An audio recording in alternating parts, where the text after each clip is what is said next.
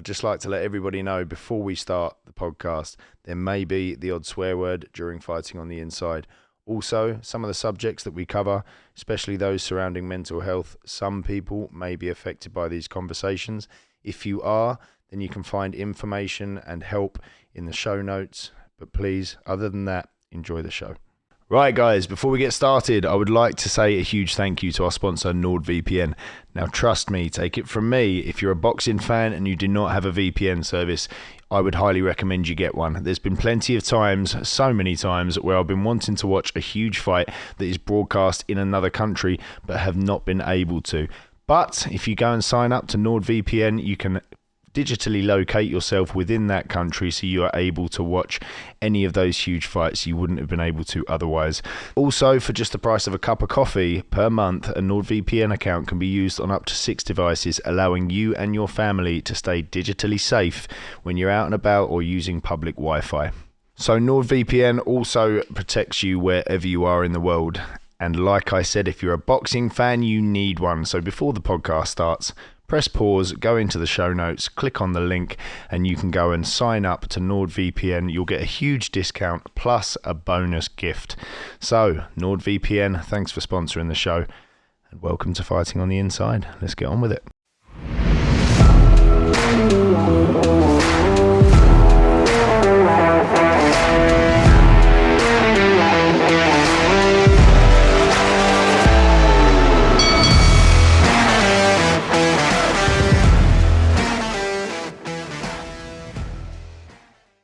Right, hello everybody and welcome to Fighting on the Inside, the brand new boxing podcast hosted by myself, Jamie Jewitt, and soon myself and Johnny Nelson.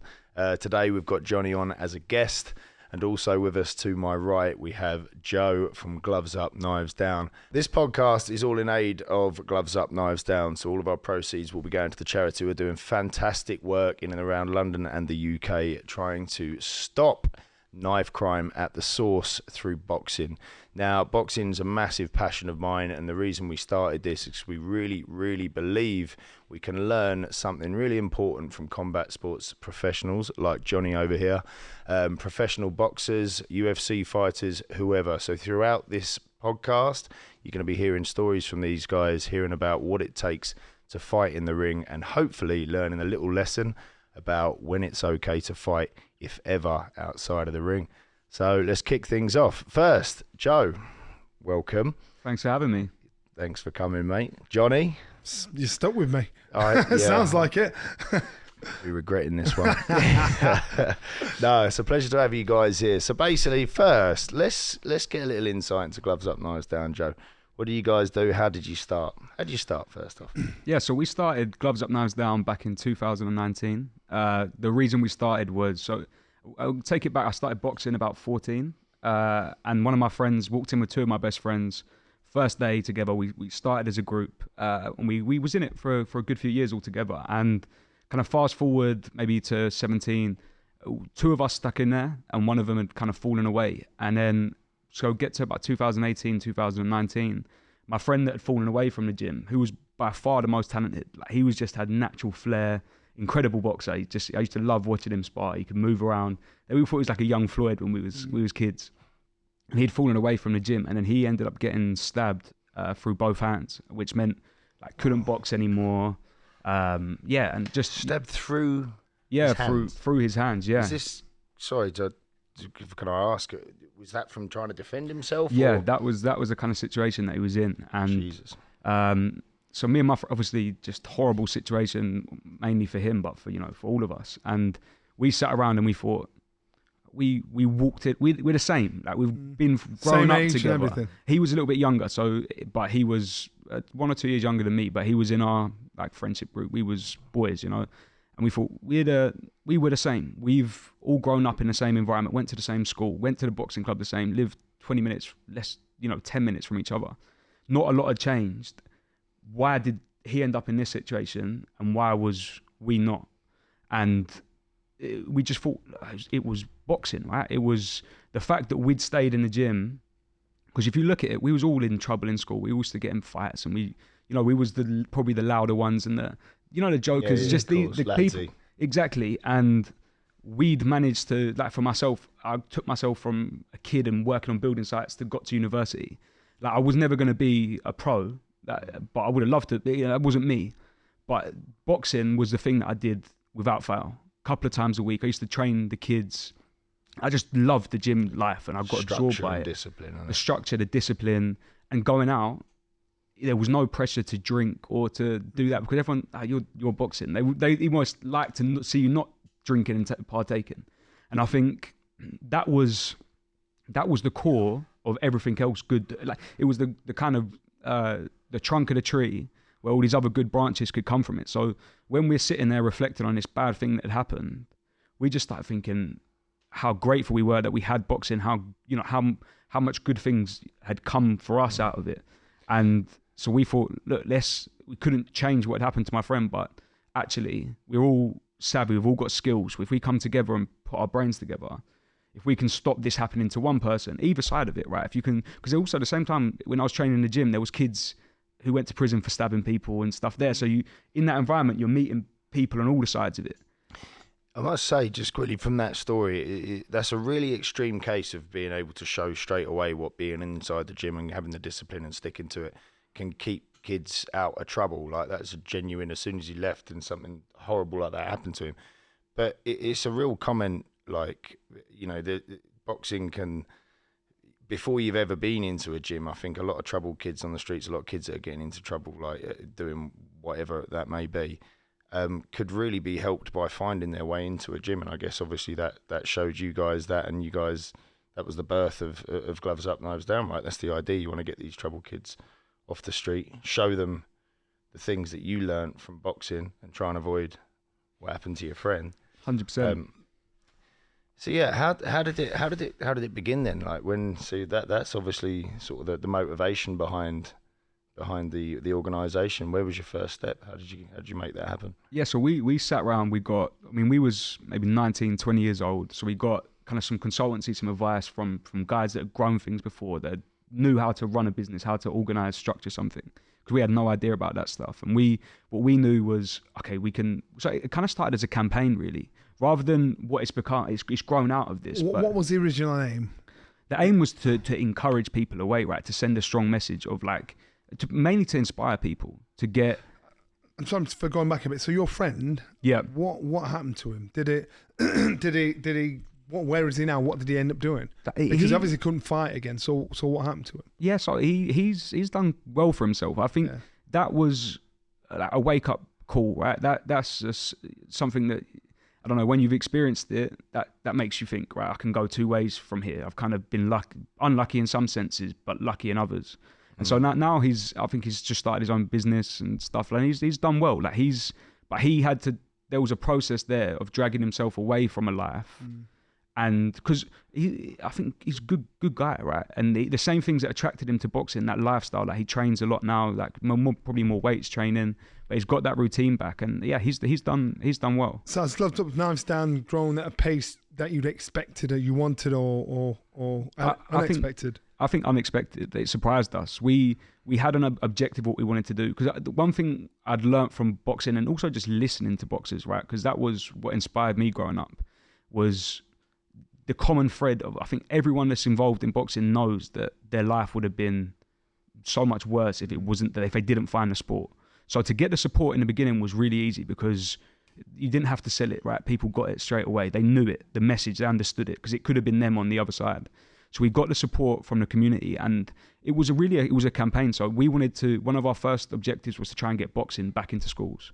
That was the first thing we did that got us some traction, because we thought, people have got a misconception about boxing, that it's violence, that it's this. Definitely. And it's not that at all, right?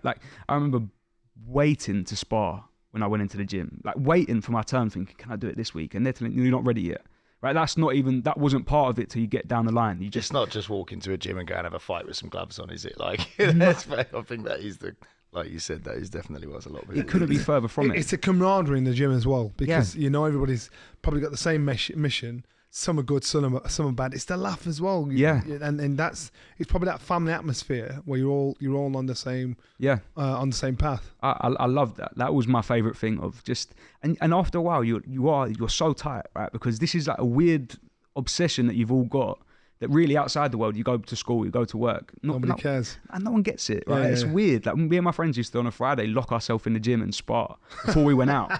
And it was like, when you talk to someone that doesn't... Get all amped up. Yeah, no, we just, that was our thing and we loved it. It was all of these things, right, that just made us stick around and want to try and grow something in it and get people in. Yeah. And so our ethos at Gloves Up Now is Down is if we can get someone into the gym, if we can show them this guy that you look up to, right? This guy's a tough guy. Someone like your Dillian Whites or your Furies, these are tough people, right? But they're not street tough. These are real. They go in there and do it for real, right? And so if we could get these people motivated, inspire them, get them to consider to try boxing, we get them in the gym, we know that the gym will keep them there, right? Because of all the reasons we've said. Once you've found boxing, not many people...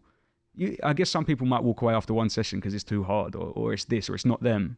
But most of the time, you get engrossed by it, right? It grabs you. I think that's the good thing, because the reality is a lot of these kids that are in these horrible situations where they turn to, like, there's gangs and there's all these things, and there's certain pressures to if a lot of that is around you to protect yourself, to join gangs and to all this stuff. These are actually tough kids. Do you know what I mean? These are kids that really would benefit from boxing. But the good thing about boxing and that discipline and learning what boxing is, and it's not a fight, but it, it is in a weird way. Control your fear, control your anger. Once you've learned that, you're less likely to look at what you were doing before as being tough. It's like this sport really does show you what you're made of, and I think it teaches you a lot about yourself and a lot about combat and conflict and stuff like that. So I really love the message of that you guys are spreading. I love the fact that you know that getting these youngsters into gyms and giving them that structure can really keep them off the streets and keep them away, and hopefully help tackle what at the moment is a really prevalent problem with knife crime, especially in the UK and especially in London. I think it's a brilliant thing you guys are doing. Can I quickly ask, because it's a really interesting debate and it's something that I hear a lot about, boxing in schools. Now, I know a lot of parents, I mean, being a parent now, obviously, I've got 2 young daughters. Johnny, you got nephews and nieces? 3 daughters. 3 daughters, nephews and nieces, and youngsters in our lives. Do you think it should be brought back in schools, Johnny? What's your thoughts on that? Because I've even spoke to boxers that have been on both sides. So, Joe, everything you were saying about what you felt about going into the gym is, I was that kid. I couldn't fight when I was younger. The reason why I went to the gym was to make friends, and that was it. Not the downside of going to the boxing club was actually boxing. That's where my mates were. All my mates now I know through boxing. All the guys I move with, I'm from the boxing. So that's my family growing up. I just happened to eventually get good at it. The one thing about what I learned in our gym, because the way we train was very different, we sparred to the body. Body sparring is something that anybody can do. A novice can spar with a complete pro. A heavyweight can spar with a middleweight, because you're just hitting to the body. You're not getting hit to the head. Sometimes, Brendan will say, getting hit accidentally on purpose to the head. When you bring that to school, that is the only boxing I'd bring to school. Let them do pad work, footwork. If they're going to spar to the body. And doing it that way, nobody gets hurt and everybody has a fun time. But you don't have to spar. You can just do the technical side of it. I go in prisons now, and we used to go in with prisons with Brendan, and we'd spar with the prisoners. They'd pay like £1 out of their wages. They'd look for this every for 6 months. Look forward to this. They'd be in the gym hall. Brendan would bring me and other fighters there. Eight prisoners that were doing all sorts of crimes would actually be picked to spar with us. Our job was not, if we got hit, it was our fault, and we couldn't hit them back. So now all of a sudden, the best people to learn how to fight are the people that don't know how to fight. You don't know if they're going to throw a left or right, 2 hands at the same time. And Brendan would say to us in the dressing room around the back, boys, if you get hit, it's your own fault. Do not hit them back. And so that's a hard. When you got a guy that's like in there for doing an 8-year stretch and he's doing his bomb, you're thinking, oh my God. But it's a great way to learn. A great way to learn discipline, self-discipline, self-preservation. So when you talk about bringing it into school, I champion that so much, because in our gym, maybe 10% of people that went to the gym boxed. 90% never boxed. 90% it was just that was a staple part in their life where they went to the gym. They got into that community. It taught you to be a better parent, better father, better mother, better person because of the discipline it gets. Actually, there's only 1 or 2 fighters that are angry, aggressive people that do well in boxing. Because if you want to succeed in boxing, you've got to be calm and cool. Yeah. You've got to hold it down. You can't be a hard case that goes out there bullying people, because the more angry you are, the tighter you're going to get. And that's why when you were talking, I'm thinking, yep, you got that right. You're right on the right path there in regards to starting up gloves up, knife down, because that's how you attract people in. I can remember coming out to London, first school holidays, and I went to a gym. I kind of dabbled in boxing in Sheffield before I went to Brendan's gym, and I went to a gym in Tulse Hill above the Half Moon pub, and I thought, I'm going to try boxing here. I walked in, and they were smashing each other in the ring. I went, nah, man, I ain't doing that. And I walked out. I left. Now, and so that would have been my first introduction to boxing. I thought, you're not hitting me in my head. And I left. And then we went back to Sheffield, started boxing. The rest is history. But if that would have been my first introduction to boxing, it would have put me off for life. So boxing, you've got to do it the right way. You've got to be taught the right way. You've got to have the same discipline. You've got to have the right kind of discipline, because you can walk into the wrong club and it will give the wrong message. We were positively brainwashed into boxing, and it was the best thing I ever did, because I'd have either been a cop or a criminal. And that's just how life was. That's interesting that you say that, because there's almost, I guess what you're saying is there's some boxing gyms out there that kind of do look at boxing more of a fight and aren't doing it right, and they're not teaching you the art of boxing, which is, like you've really well pointed out, and I think plays into gloves up, knives down so well. One of the and all the best trainers will say, the calmer man, the thinker. And you can't think when you're acting off of emotion. When you're angry and your adrenaline rush, and not only do you get more tired quickly, you do things that you don't think straight. You're not going to throw 15 jabs, 25 left hooks, a 4-shot, 5-shot combination. You're just think, I want to kill him. Windmilling in, exactly. And I think that skill alone, for me, is where I believe this sport, and speaking to people like yourself and what we're going to try and do with this show, and obviously we want to get right into your story, Johnny, but that skill there of telling someone how, when they next get angry or really nervous or really emotional or fearful, whatever emotion it may be, learning to tone that down, put it to the back and be able to think, is effectively what boxing does, because you're in a high stress situation, and through that training you learn to control all of that and channel it and still be able to think. That can help you in a board meeting. Shall I tell you when that can help you going into a pitch, if you're like, it can help any Tom, Dick and Harry with their day-to-day life, not only in conflict. It will help you in conflict situations when someone's pissed and wants to scrap with you. It helps you in all of those situations. You know you've got it when you can walk away. Yeah, exactly. And that's another, not only that's it, the confidence and all, isn't it?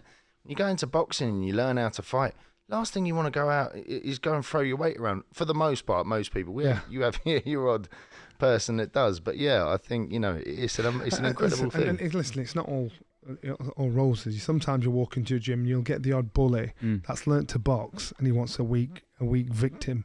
So say, come on, get in and spar, and he's going to batter you. You do get 1 or 2 people like that. But an honest, true pro, but someone that's learnt his trade, he wouldn't take advantage of a novice. No. He just wouldn't do it. It's just not ethical. But every gym's got a gym bully, and that gym bully will be careful of the wars he picks, but he gets outed eventually. But boxing as a discipline, as a transferable skill in life, and I mean that's the mindset of it. That's a transferable skill. It's the best sport ever. It's changed so many lives. It's mad. I think with the boxing gym, it's incredibly humbling, right, as well. So that my experience when I was in the gym was, I think everyone goes through that stage where you're rubbish when you walk in, right, and you're getting beaten up, and then all of a sudden it starts to click a little bit and you're good, and maybe you're a couple of months in maybe, and you might think, as you said, it's your turn. The best bit is a speedball. When you're on a speedball, you think, I've got it, and then when you get it, sort of a metaphor for the whole sport, that is, isn't it? It's the speedball. Once you've got it, you start chuckling to yourself, thinking, "Yes, I've done it." I'm here. Tricks and that. And you see, I used to see someone taking, even when it was body sparring or just moving around, going too heavy, and it's not nice to watch. And you can kind of spot it a mile away in the gym when someone's being aggressive, right? Because it's not really an aggressive environment when you're moving around. It's technical. And I always found the coaches really good at humbling. And okay, like someone who's taking it a bit too far. All right, you're him next, right? Because there was always someone bigger or more experienced. That's boxing. Yeah. I used to see Prince Hasim Hamed batter light heavyweights. He boxed at 9 stone. Yeah, it's proper humbling. I'd see grown ass men come in the gym and get beat up by a 12-year-old boy. And it's like, so it's a leveler. Yeah. And if you don't know boxing, you could walk in our gym and you wouldn't know who was a champion, who was a challenger. You'd get a man getting in there with a boy, getting managed up. And that's another thing that you take, and that's transferable out into the world, isn't it? Because if you think you're a tough guy and you're going around being a bully, that's one place that will teach you different. And it's 99% of the cases you go in and you, like you said, you can spar someone. Like I remember when I was probably 15, sparred an 11-year-old kid, really good boxer. And that was my first time I'd sparred. Yeah. And I was just like, and I actually genuinely in my heart of hearts thought I was a tough kid. I thought I was like really strong and naturally. And I just couldn't touch him. I was getting popped on the nose, eyes watering. But it was the best feeling because from that day on, I didn't for 1 second in my head. I was never any form of a bully. I was always like a nice tempered kid. But I did in there believe I was quite hard. Yeah. And that showed me different. I'm like, right, now what I want to actually do is learn this sport because it's addictive to know. Once you've been humbled, it changes your outlook on so many things. It makes you just want to work hard. In my experience, I think it's a really good thing for kids to have. One of my good friends out of boxing now, he came to our gym because he thought he could beat me up.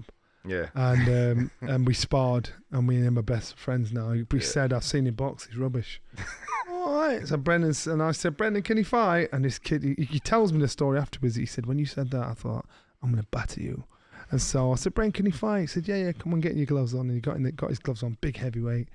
And he got in, and Brendan said, off you went. Next minute, this kid like, whoa, proper humbler. But it just drags everybody down to earth. But that the benefits of boxing are it just makes you understand and respect yourself and others. That's the benefits of boxing. The downside is very few and far between. Well, you get the odd bully, but that bully won't last long. That bully he'll get outed, and that's why what you're doing is something that Brendan did around Sheffield for years, and just to get people off the street. And it's just when he had his funeral, they had it at the cathedral in Sheffield, and the amount of people were there, and they'd come and say, "I met Brendan.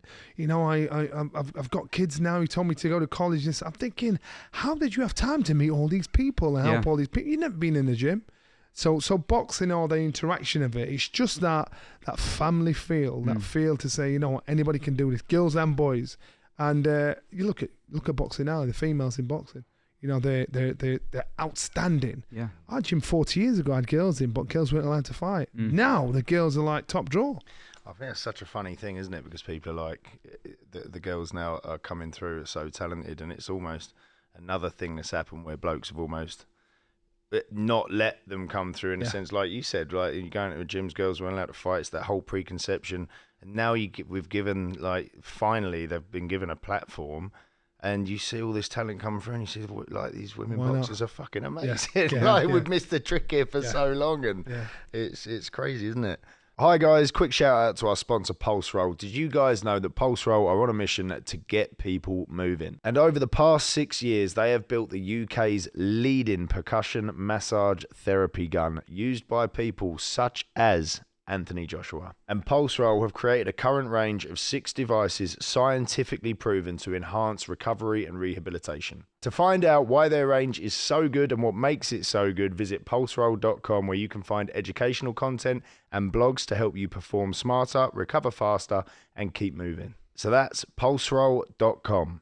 Pulseroll.com to help you keep moving, and thanks to Pulse Roll for sponsoring this show.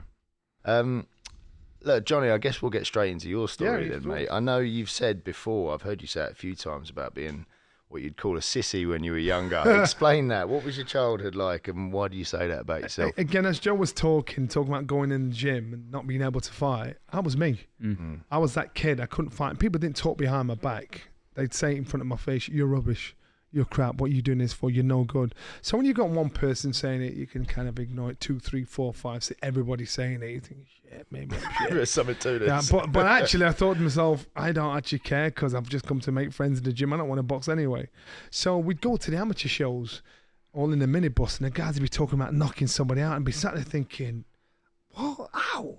So it was 2 minute rounds. Then I'd look at my watch and think, how long is 2 minutes? Because 2 minutes is a long time if you're getting battered.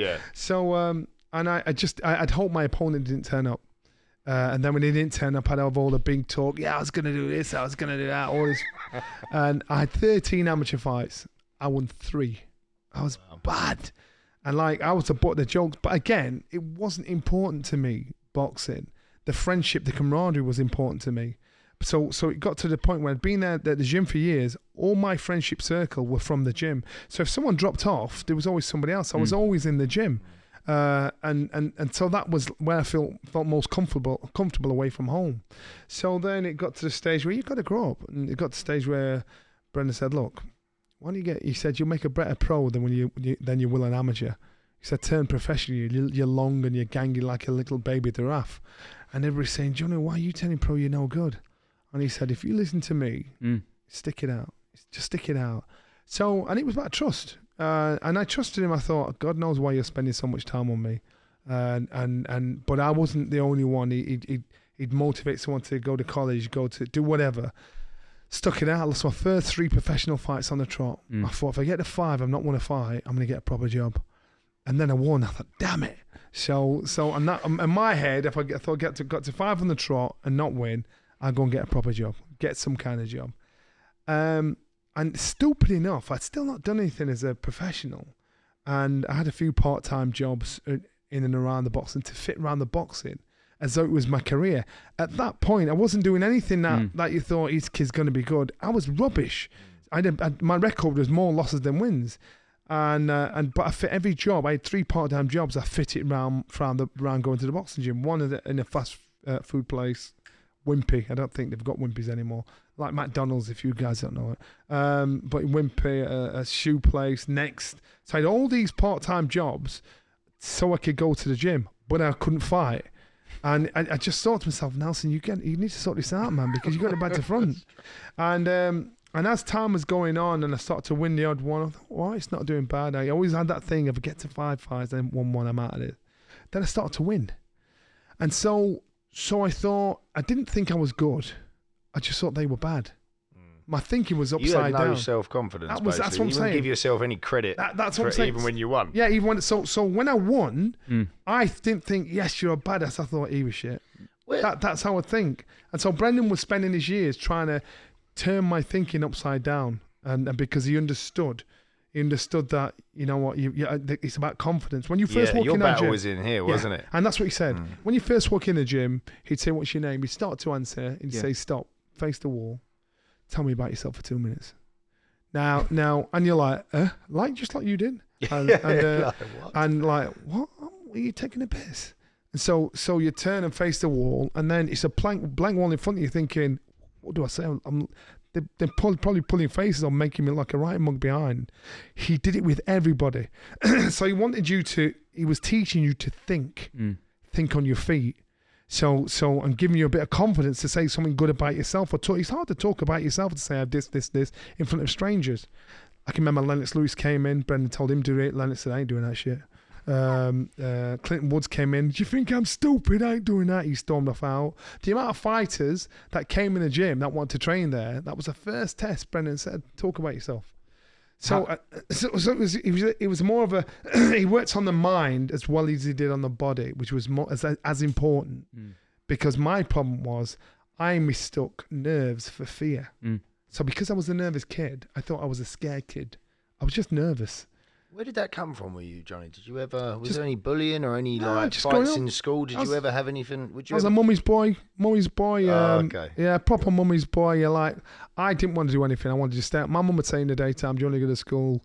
I said, nah. And I'd stay at home. I'd go to school just for a laugh. I was a proper mummy's boy. And so Brendan said, you're not going to do anything until you move out of your mum's house because you're a mummy's boy. I'm like, I'm not a mummy's boy. I went home and told my mum what he said. My mum is probably thinking. So this was. It's not just about having a hard background. It's not just about being bullied or being skinned. It's about building you up as an individual. I was a very confident individual. I couldn't talk to adults. I'd start blubbering. So meeting Brendan, He was the first one that would talk to me one-on-one in my personal space, telling you to invest in me. But he had to do it bit by bit. And he believed in me long time before I believed in me.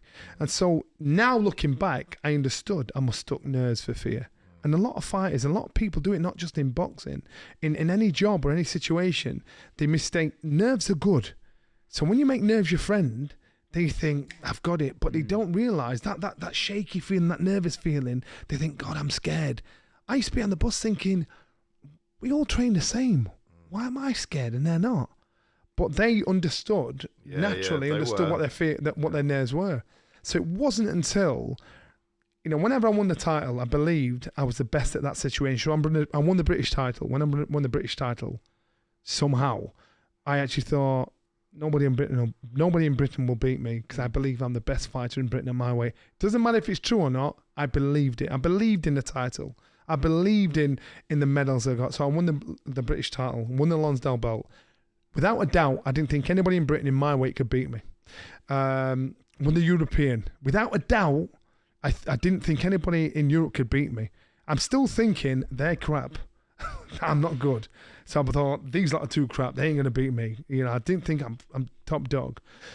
My first crack at a world title, that was my day of reckoning. That was the worst and the best time in my life because I boxed against a guy called Carlos de Leon from Puerto Rico. He was WBC champion. He'd done everything. He'd only lost to Evander Holyfield at this time. So now I'm thinking, shit, I'm fighting someone that can actually fight here. I'd bubbled it before I even got out into the ring. And I can remember it was in your backyard as well, right? Yeah, in my backyard in Sheffield. I can remember going out there into the City Hall and open the curtain and Linda Lusardi's there. Are you old enough to know who she is? No. That's lost on me. Page 3 model. Okay. Do you know the Wimpy, by the way? Yeah, I know Wimpy. So when you said that and you had to tell the audience what Wimpy is, I was thinking, fuck, am I old as well? Linda Lusardi was in the audience. Cass from Coronation Street, Emmerdale, and Frank Bruno Michael Watts. I'm like, fuck. All these people have come here to watch me. Is this old Johnny coming back? Yeah, so I'm bubbling now thinking I'm going to get embarrassed in front of these people because right now I'm hustling everybody because they're rubbish. Yeah. I ain't good. And I thought, oh, shit. So it got to the fight. I didn't do anything. I grabbed, I held, I ran. They gave it a draw. So I was 22 years old. I drew for the WBC title, but it was the worst fight in the world. People were booing me. And so in my hometown, it was horrible because if you wish for fame, fame comes in all shapes and sizes. And sometimes you might be famous for the wrong thing. But that's what you wish for, so you got to be careful what you wish for. So from that point in boxing, Nelson's a coward. Nelson can't do X, Y, Z. Nelson's just got vilified left, right, and centre. In newspapers, he'd have little cartoons in newspapers. From that fight. Yeah, from that fight. It switched that quickly. Getting hammered overnight. Wow. There was guys that wanted to sponsor me, and they were, my best mate, hi Johnny mate, come down to our company. Yeah, sure. I'm going to give you double glazing all over your house, do this. I'm like, oh, sweet, lovely.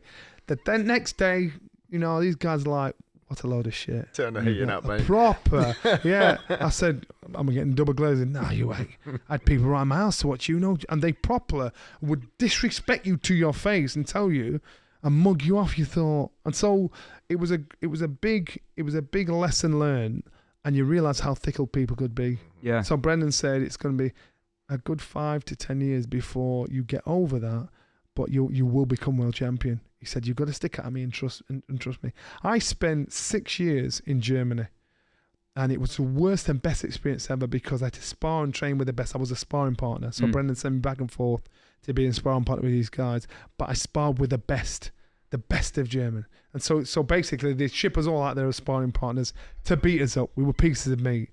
And I can categorically say I've been beaten once in sparring, and I've done thousands of rounds as a sparring partner. I've done one round, I thought, that will never happen again. You won't get me like that again. And I was actually not doing bad before then. I was slipping, and this Alex Blanchard, European champion, and I was slipping. This guy couldn't touch me. He's getting really frustrated. I'd phone Brendan up at night time. I'd tell him what I was doing. And this Alex said, come on, John, let's go for a drive. Let's get something to eat. Like he's my mate. He said, listen, you're a good fighter, He said, what you want to learn to do is just stay there a bit longer, and then when the punches come, just time it right. Oh yeah. Next round in the ring, bam, put me down on my arse, and I'm like tears coming down my face. I thought I was mad at myself, thinking, dickhead, He's had you dickhead. And that was a one time ever in sparring. But I sparred with guys that had represented their country in the Olympics, had done everything. So the confidence is now starting to grow. I'm thinking, this guy's like had a gold medal. This guy's done this, that, and the other. I've had 13 amateur fights. How am I holding my own? Or if not, battering these guys? So I'm starting to see what I can see, what Brendan could see in me. So after 6 years of being back and forth on the road, when I came back to the UK, and remember, it was still a growing thing because I got another crack at the IBF title about 2 years after the draw. Yeah. My head still was up my arse. Some guy shouted, "Remember the Leon fight?" Straight away went, oh God, I bottled it again. And so it took time, but when the penny dropped, I truly believed I was the best fighter in the world. So when I won the world title, there's 7 billion people on this earth. You've got to have some kind of arrogance to think you are the best fighter, fighting man amongst all those 7 billion people. So the champions that are out there at the moment that are classed as world champions, there's only a handful of them that actually believe they're the best. Tyson Fury believes he's the best fighter in the world. Gervonta Davis might believe he's the best fighter in the world. Other guys have got little fractions or little sections of some kind of world champion. They don't believe they're the best. I believed I was the best. And I would say that confidently, and I don't care if people say you're a big head, it doesn't matter if you believe it or not. Because of how fickle people can be, I learned not to take it personal if I didn't know them personally. So therefore, I'd invested in myself. Brendan invested in me. I knew I could do it because I'd been away. I'd done it all. I'd done the things that people hadn't done. So when you're on social media now and you've got people saying you're no good, this, that, and the other, the sportsmen and women, not just in boxing, if you are influenced by the negative things people say to you on social media, the biggest idiot is you. Because you're the one that's getting up at stupid o'clock in the morning, training, dieting, taking all the good things away from your life. So if you're letting an armchair champion tell you you're no good, you're the weak one, not them. They're just talking from their opinion. Yeah. So to me, it didn't matter what people said to me because I'd had it all my life. And so now I knew what I was capable of doing. So boxing for me, it was a lesson learned in growing up. It was a lesson learned in how to deal with oneself, not just physically, but mentally. And it was always a mental battle with me. And I think once the penny had dropped, I learned little mental tricks to do to make myself strong. You'd go running, you'd put your earphones on, you'd run an extra mile, it'd be a lot easier because you'd listen to the music, got a beat on. But all that time, you're not training your mind to deal with boredom, to deal with the argument between my knees hurting, my chest is hurting, God, I'm tired. You're not having that argument in your head. Yeah. So you're not training that muscle there, you're training everything else. So if you're in a hard situation, a hard fight, and your mind starts to drift off thinking, God, that was a good shot, shit, I'm tired, shit, I'm hurt. You've not trained your mind, so you're going to dive. You're going to think, I want out of here. So lessons learned, you think, I've got to train my mind as well. I've got to deal with boredom. I've got to deal with that voice of saying, you can't do this, you're tired. So once I knew I was mentally there, nobody could say anything to me. As in, nobody could say anything that would rattle me because I knew what I was capable of doing. And that's what a lot of fighters don't do that now. A lot of fighters, they'll box at home. They won't box away from home. They'll have all their comforts around them. They'll not take them out of their comfort zone. They won't go and be a sparring partner, stay in a shitty little bedsit, for months on end. And it's a case of how much you want it. And if you want it enough, then you'll get it. When you look at professional fighters, obviously you understand that they're still learning all the time, but hearing you go from somebody, a young kid with no confidence, but keeping that lack of confidence for so long through your career and still having no self-belief even after the British title, to the point where, you're giving yourself a bit more credit there, but not fully, because everyone else was crap and you weren't good. But then finally, after all that hardship and hard work and defeats and ups and downs, and someone believing in you, finally believed in yourself. It's just it's a weird thing for me to sit and listen to. From someone that's watched you on the telly and go, what was you thinking at the time? When he won the British title, you thought, God, he's a badass. In my eyes, I'm thinking, shit, how to get away with that? But what a beautiful lesson. Yeah, but that's what I'm saying. And that's why people, they give up. We have a journey in life. They give up halfway before they get to that journey. And if you do that, it affects every other aspect of your life, your relationships, your career. So you've got to think to yourself, why am I doing this? How much do I want it? And then once you do that and you get that in your head, if you want it enough, then you can achieve anything. Yeah. I left school with no education. I couldn't read. I couldn't write. It was bad. I didn't have any career to walk into. I worked in burger joints to get round, and I thought, what am I going to do? My lesson started when I met Brendan, and that was it, to deal with people, to understand human nature, to get people to, and that was my education. So from then onwards, the best schooling I had was life. But kids, they're not. They forget that. They forget about just actually understanding how to deal with people. And so in the situation that with gloves up, knives down, kids are now using knives and weapons left, right, and centre to settle an argument, not thinking to themselves, well, actually, I get banged up here. There's 10 years out of my life incarcerated, and I've worked in schools where we take that 10% of school kids that are disruptive within the school. So I'll have my class. I'll go into the school 1 day a week, and these kids, I can remember the first day at one of the schools I was at, I've got to make it quite clear I'm not a teacher, because the kids that now at school know you can't touch him, you can't even usher them out of the room, you can't say get it. So kids now be on the phones, and they'll just blank the teacher. To you and I, it's like, what? But when I walked in school, I couldn't believe it.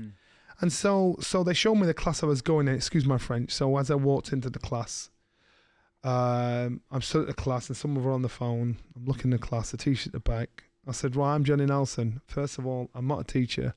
So if you fuck with me, I will bump into you. And he's like, the kids like sat there in class and he looked at the teacher to say, did you hear what he just said? And the teacher's like, oh God. He can't say that. But then you got them. You got them. And so then my lessons with the kids, they need it, my lessons with the kids were, some kids aren't good with pen and paper. So every week, say we'd go out, we'd go to a sandwich factory where they're doing 12-hour shifts. I'd show them what life could be like if they didn't do anything with themselves. Yeah. The next week we'd come out to class, talk about it. The next week we'd go to a football ground, see all the ballers playing football and leave a training ground, and you drive behind the flash cars, give them aspiration to think, God, I want that. So you've got to give them dreams and options. And so each week, on and off, I'd take them left, right, and centre. But then at the end of each term, I'd take them to prison. And when you take them to prison, most of them knew somebody that had been to prison. Yeah. And anybody that's been in prison, they're not going to say prison was hard. They're going to glorify it. It's like, it was easy, piece of piss. That's what and these kids had that impression. And they were at that stage, 14, 15, in their life where they were going to go one way or another. So I'd take them to prison. I knew the governor. The governor said, right, the kids, right, you listen to me. This is my house. Listen to me. He searched them going in the same way the prisoners go in, take their phones, everything off, and belts off. We walk through the prison yards. The prisoners are there. These prisoners, as a kid walking past, hey, you little, shouting all sorts of abuse to these kids.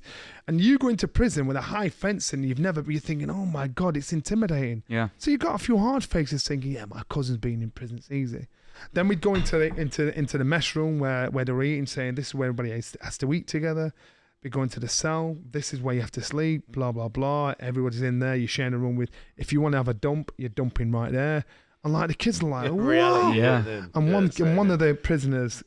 So you had 12 prisoners at the end of each term, and they were probably on the last 2 years of their sentence. So they want us to do good things to try and cut the sentence short. So they're willing to talk to the kids and say to the kids, I recognise myself in you. One prisoner was there, and there was a kid, Craig, his name was. And proper hard face, trouble causer. And this prisoner said, you were like me, you. And this Craig, no, I'm not. He said, listen, if you was in my cell and I said, I want your mum to bring some drugs in, you'd do it. This kid, no, I wouldn't. He said, so what are you going to do when the cell door's shut? And it's just me and you. Yeah. And his kid's like, and got right in his face. And his kid's like, what are you going to do? And so now this student's got a reality check of bullying. He said, I'd do what you, and if you grass, it's not just me get you, everybody will get you. So it's talking to the kids, giving them a reality check of what prison is like. Then we go into another room. The 12 prisoners are there. I've got cards with crimes on. Theft, drugs, kidnap, murder. 12 cards. And so I said to the kids, right, give that to the person who thinks committed the crime. Always, every time, the last card out was murder. Because he thought, I don't want to say he's a murderer. And they always got it wrong. Oh, this old fella had been there for years. Yeah. And like, he just didn't want to come out. Kept getting in trouble and killed someone in prison, back in again. Harmless, but he was institutionalized. And And one of the prisoners says, you know what, prisoner, after saying, look, I recognise myself in you. When I was like you, a bit of trouble here, I did. And they tell the story so these kids could relate to them. And then the parting line was, do you know what prison issue is? When you walk come into prison, kids are like, no. Soap, toothpaste, toothbrush, towel, condoms. Kids like, huh? So all of a sudden, actually, what you're issued with. That's as you walk into prison, and so they're saying, so the prison say, and the same reaction you lot got there, like, hang on it's like, it's hold on a minute, and so one of them said, "There's no beards here." Yeah, I know, it's not accepted, but they've got you for safety. You've still got to be giving them. And so he said, what are you going to do about it if I want you? And this kid's like, what? So now, the reality of an easy life that the cousin or the brother or somebody's told him in prison, they're not telling you the downsides. They're not telling you the things that could happen in prison. Yeah. They're glorifying it. And every term is the same. We get back to the bus. We're driving home. Be quiet as hell like in a bus. This rowdy bus as we were going there. We probably got about 5 miles out. Fucking hell, did you wait? You said it. And these kids are all talking about this. And now the reality of how life could be, should be, and shouldn't be has now kicked in. This is end of term. And it's a reality check for kids or kids of a certain age for where they're going to get to. So what I'm saying to you is with the gloves up, knives down that you're doing, these kids that are committing these crimes, people will glorify prison. Yeah. And kids, prison is no fun place if you're in a prison that's there to correct you. You know, but they're never going to say prison's a great place to go to. Prison's a horrible place to go to. And that's why what you're doing is bang right. The reason why I do that at school is because Brendan did it with us. Yeah. He taught us. He took us to prisons. So I go to schools. Now the government are now have now kind of stopped letting us do that, taking kids into prisons. But to me, it's a must. It's something that they should do, because if we want to change the culture, the mindset and the understanding of how kids are, this is things like this, real things like this, not a book, not a secondhand story. Real things like this need to be done. Yeah. Hello, everyone. So, for those of you that may have noticed how good myself and Johnny have been looking throughout this podcast, that's because we are donning Real. Now, they produce high-performance sportswear inspired by boxers. Boxing is as much mental as it is physical, and Real believe that it's a combination of physical and mental strength. That is where your performance potential lies. Unify body and mind to realize the power of one.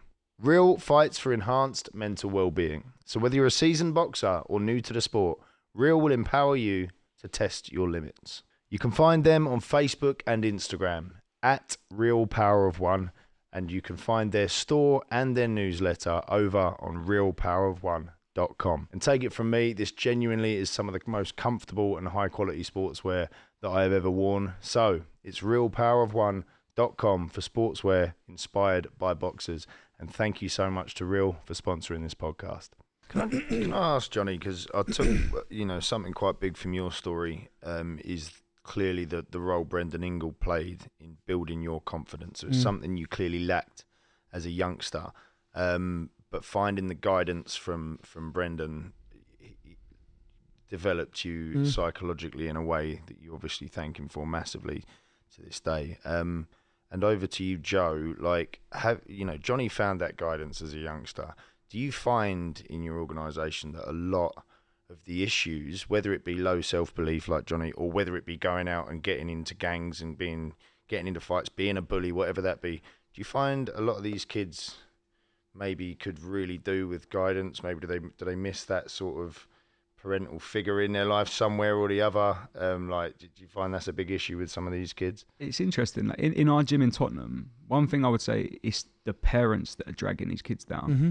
I think that's actually one of the strongest features I see. Great parents that want their kids to do better, and they're sort of holding on. They're pushing their kids to come in and try this and do something new. And I think so the parents is a huge thing that I see. I think if you're, for example, from an estate in Tottenham, right? You might have seen a few of these guys, as you said, that have kind of glorified prison, but you know people that have been away, right? But you don't know a world champion, or you don't know a footballer, or you don't know a doctor, or you don't know an entrepreneur, right, who's come from your estate.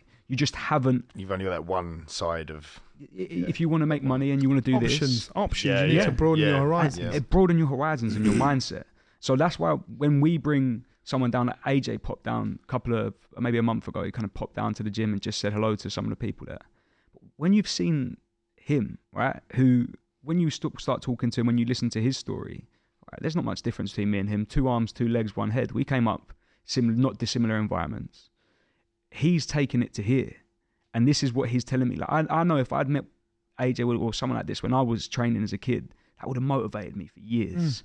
That would have given me the boost, because until you've seen it, you can't really comprehend that this could be me. The only time you see that person on TV, and that person so is not far real. away. Yeah. But when you meet them, you think, I know somebody like you. I'm actually like you. And the problem is, there's a gap between. So right now, you're talking about the kids that might be express violence or whatever. I get that, but there's also a gap for those kids that haven't got no confidence. Yeah. They're not troublemakers, and they may end up going that way down the line. So it's getting a balance of giving something to those kids to say, right, you relate to this. Yeah. You know, you want to see somebody opposing that looks like you. That's a CEO, not just a track athlete. Yeah. You know, or you know, that we're talking about being a fireman, being a cop, being a doctor. It's just giving those positive inspirations to say, he's actually just like me. One of the main secretaries on the Boxing Board of Control, big black guy, ex-copper.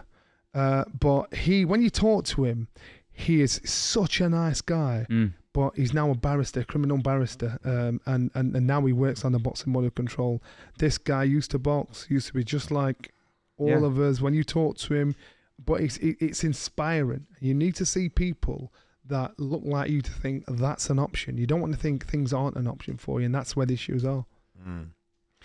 I guess another thing to take from this, again, Johnny, boxing's given you confidence, and obviously, you know, it can do a lot for a lot of different kids out there, but obviously we've talked a lot about kids out there getting in fights, stabbings, the things, you know, the subject of gloves up, knives down.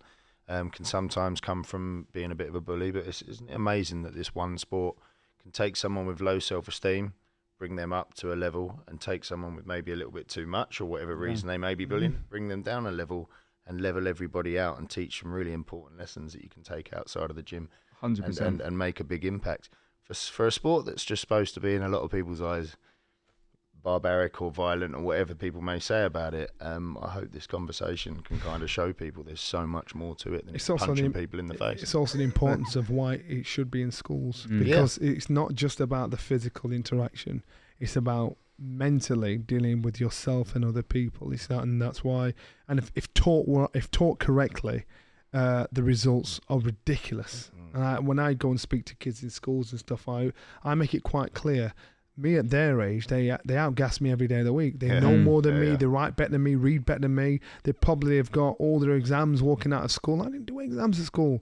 And I say, well, so if I can do this, what's the difference between me and you? Because I was poor. We weren't skint. I was poor. We'd had jack shit. So what I'm saying, and I say to the kids, if I can do this and end up here, I retired as a world champion, set a record of defences, 13 defences.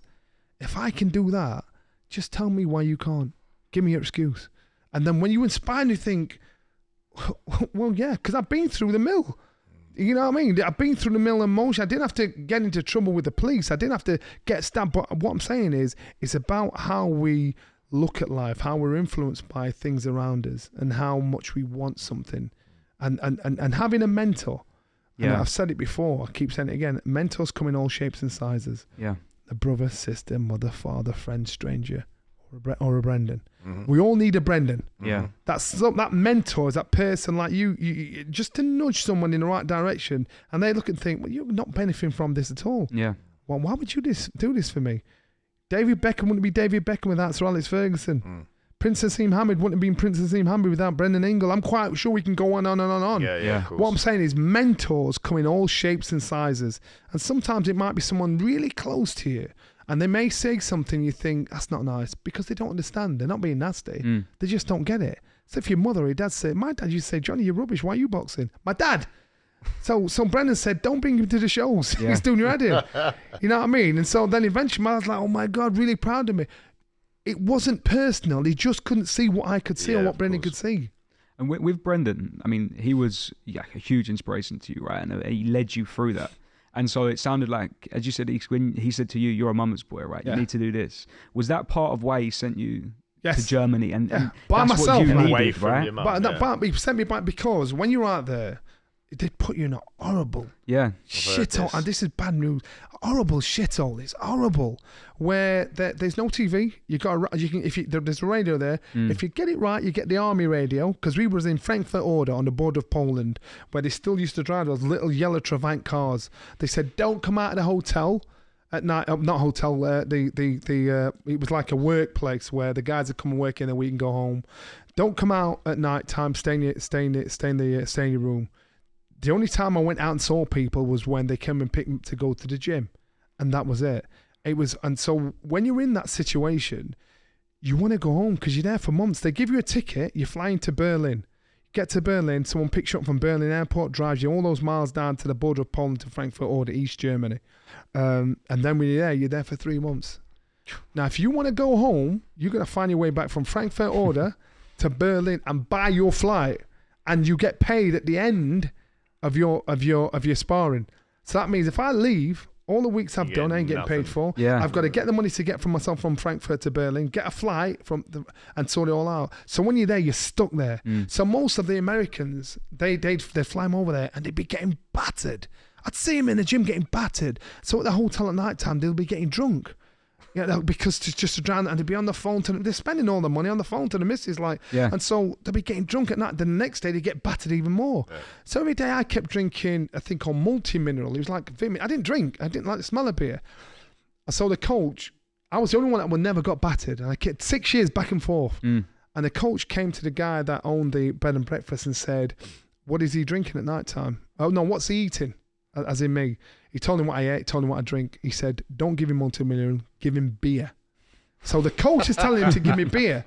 So the owner of this place came and told me, he said, "Look, the coach has said to me to give you beer, not multi-mineral." He said, "Beer costs more than multi-mineral.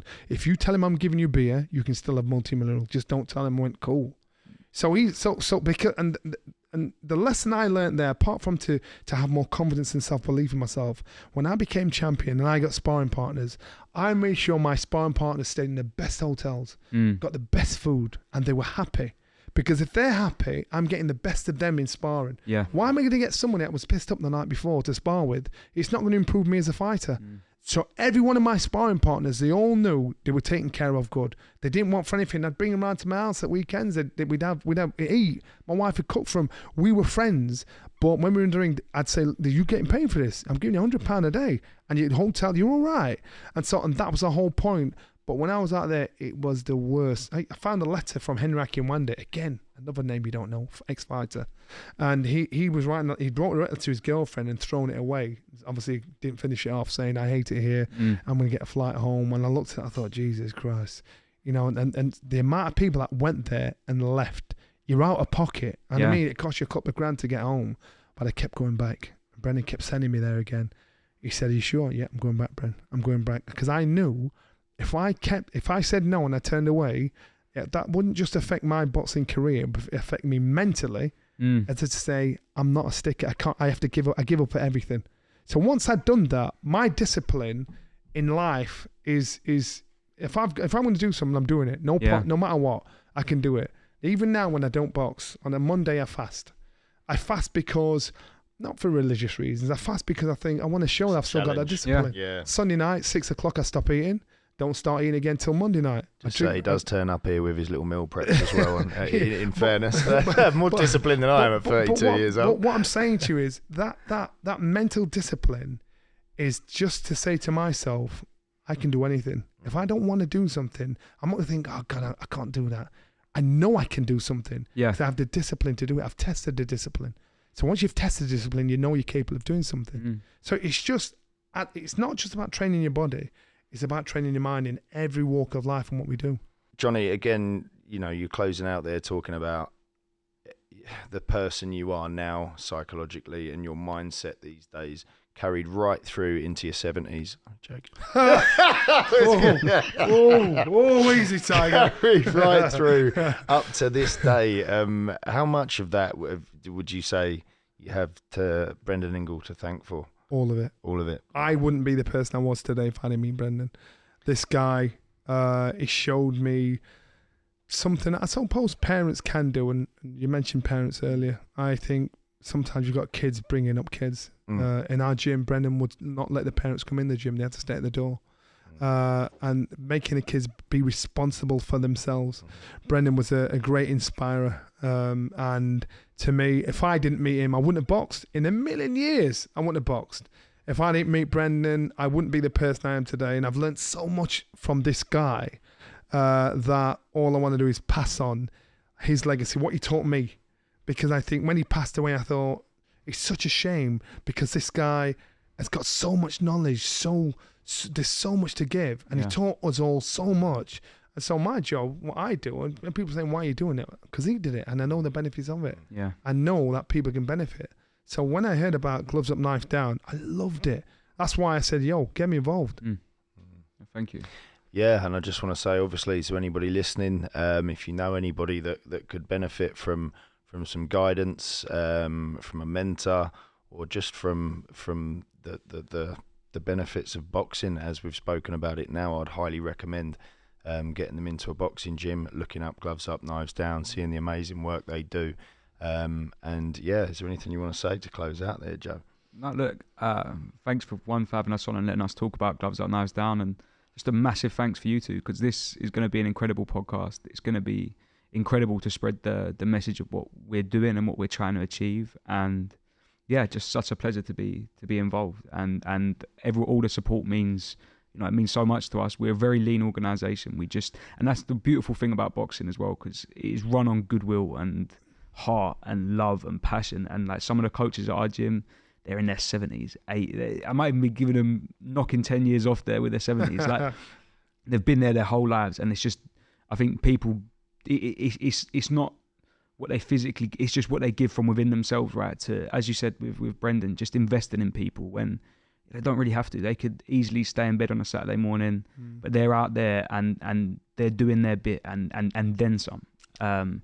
So it's them people really that make this Gloves Up, Knives Down organisation great. All the coaches, all the people at the Tottenham hub who are just spending day in, just how Brendan did day in, day out with these kids, getting to know them, giving them an alternative point of view, sometimes giving them that that little push up when they need it, little pull back when they need it. I think they're doing incredible work, and I think anything we can do here to support them is incredible. Well done, man. Just to close out the episode on that, and it's an amazing story, yours, Johnny. I think you're the perfect first guest for this, to really learn all the benefits people can be getting from boxing. And obviously, Joe, thanks for coming on, and thanks for everything that you guys are doing.